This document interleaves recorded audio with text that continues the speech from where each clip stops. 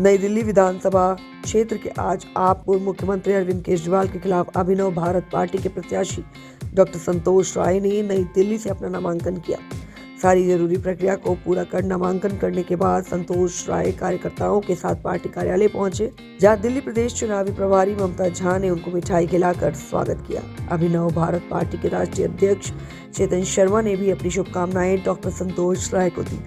Media से बात करते हुए डॉक्टर संतोष राय ने नई दिल्ली विधानसभा के वोटरों के अधिकार से संबंधित प्रश्न उठाए। उन्होंने दिल्ली में हिंदुओं और सिखों को जबरदस्ती हलाल मांस परोसने का विरोध किया। उन्होंने ये भी कहा कि दिल्ली में गौ मांस आज भी बिक रहा है और दिल्ली में सरकार की निगरानी में गाय को काटने का काम किया जा रहा है। युवाओं के रोजगार और उनके उच्च शिक्षा पर बात करते हुए संतोष राय ने कहा कि दिल्ली के छात्र को आज दिल्ली विश्वविद्यालय में नामांकन नहीं मिल रहा, जिसके कारण यहाँ के बच्चों को बाहर जाना पड़ रहा है।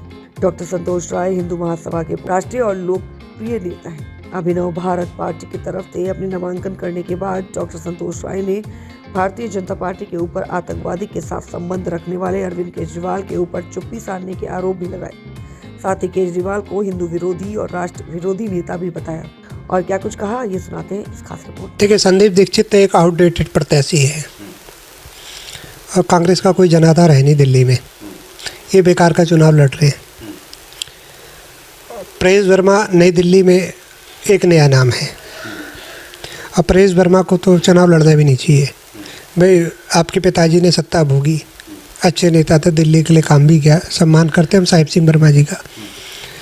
अब यानी कि पिताजी ने काम किया तो उसका लाभ पुत्र भी ले, सांसद भी रहे। अब भारतीय जनता पार्टी ने प्रवेश जी को क्यों टिकट दिया है मुझे पता नहीं, ये उनका निजी मामला है।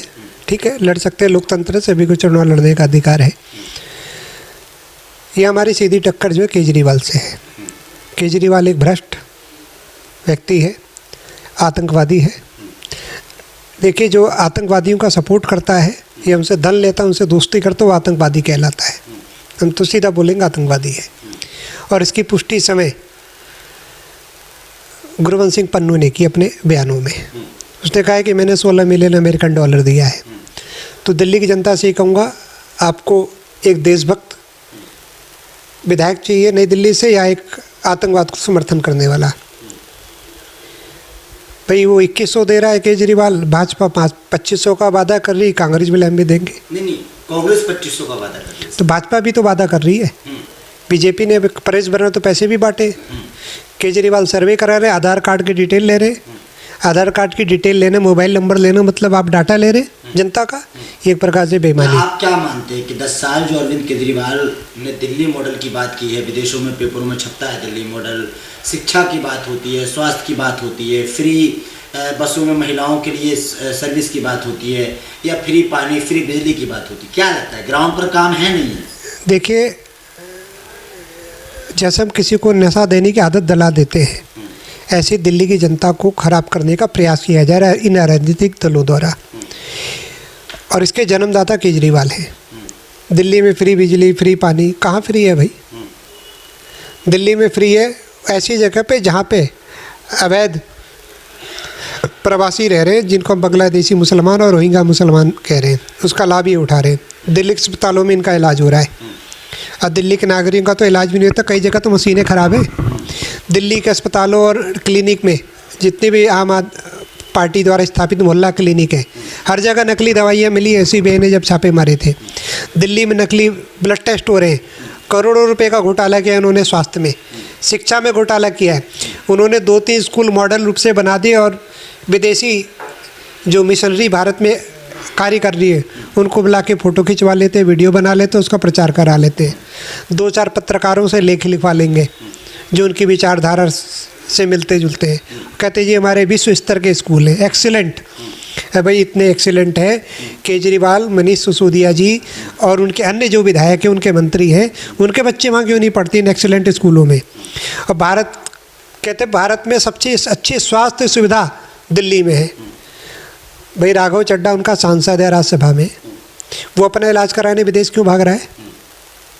भाई, दिल्ली में मोहल्ला क्लिनिक है ना, वर्ल्ड क्लास दिल्ली के अस्पताल है, जाके देख लीजिए वहाँ क्या बुरे हालात हैं।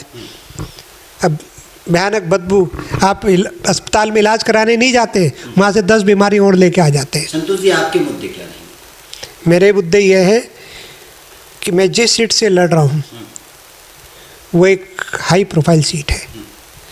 वहाँ पे देश के गणमान्य व्यक्ति भी रहते हैं, संसद है वहाँ, देश का लोकतंत्र का मंदिर है, और विदेशी हमारे जो मिशन है उसी नई दिल्ली सीट पर है। एक गलत संदेश जाता है, गलत व्यक्ति है इस सीट से चुन के आ जाता है,